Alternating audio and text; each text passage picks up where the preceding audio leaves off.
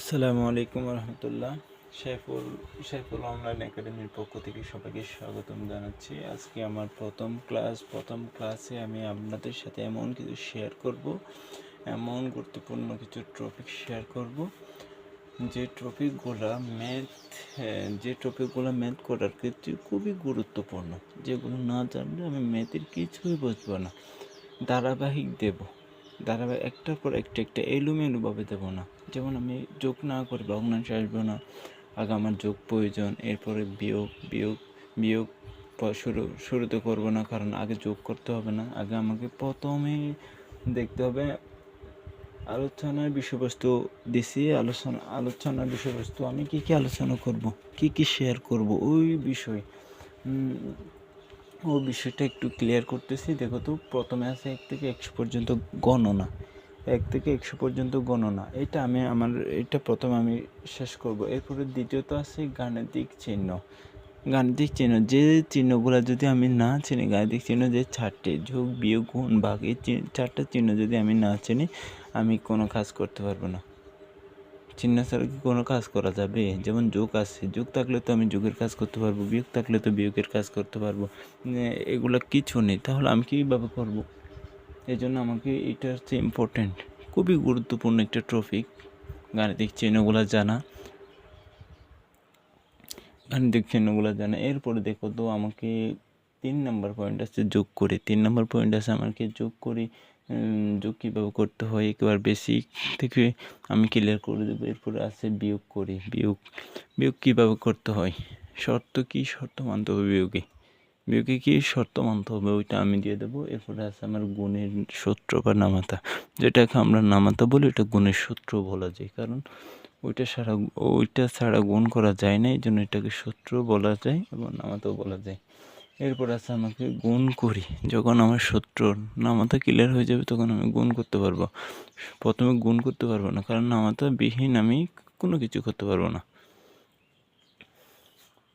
এরপরে আছে আমার ভাগ করি।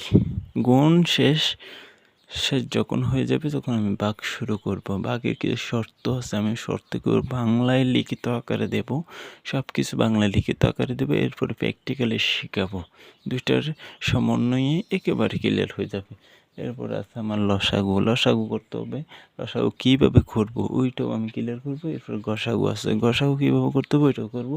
এরপর সরলে তো অনেক নিয়ম কারণ আছে, যেমন বন্ধনী আছে, এরপরে গাণিতিক চিহ্ন আছে। গাণিতিক চিহ্ন গুণ ভাগ যোগ বিয়োগ আছে, কোনটা আগে করবো?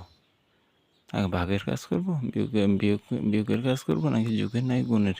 জানতে হবে তো। এই শর্তগুলো বাংলায় লিখিত আকার দেবো। এরপর আছে আমার ভগ্নাংশ আছে।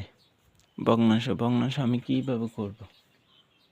ভগ্নাংশর সময় আমাকে কী শর্ত অবলম্বন করতে হবে ওইটাও দিয়ে দেবো। এরপর আমার গণিত কীভাবে করতে হয়, গুণনীয় কীভাবে করতে হয়, পরিমাপ কীভাবে করতে হয়, শতকরা কীভাবে বের করতে হয়, জ্যামিতি কীভাবে করতে হয়, এগুলো আগেই বেসিক ধারণাগুলো আগে দিয়ে দেবো। একেবারে যে বেসিক ধারণাগুলো আছে ওগুলো আমি আগে দিয়ে দেবো। এরপরে যাবো যে আমি বেসিক শেষ হলে এরপর মূল বই নিয়ে আলোচনা করব। বেসিক জিনিসটা যখন শেষ হয়ে যাবে, তখন আমি মূল বইয়ে চলে যাব। মূল বই নিয়ে একটু আলোচনা করব।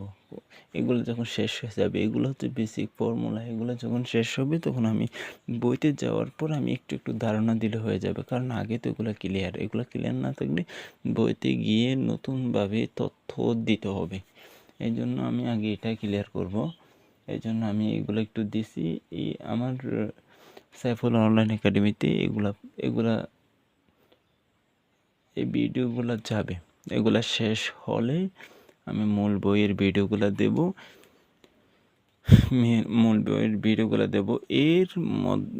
এর অক্টোবর নভেম্বরের দিকে বৃত্তি পরীক্ষা শুরু হবে। বৃত্তি পরীক্ষা ডিসেম্বরের শেষের দিকে শুরু হবে, তাহলে নভেম্বর অথবা অক্টোবর এর মাঝামাঝি আমি বৃত্তি পরীক্ষার সিলেবাস কী আসবে, ওইখানে কী ক্লিয়ার করতে হবে, ওই টপিকগুলোও আমি শেয়ার করবো ইনশাল্লাহ। আপনারা সাইফুল অনলাইন একাডেমির চ্যানেলটি সাবস্ক্রাইব করে রাখবেন। এই বলে আমি আজকে আমার প্রথম ক্লাস শেষ করতেছি। আসসালামু আলাইকুম রহমতুল্লাহ।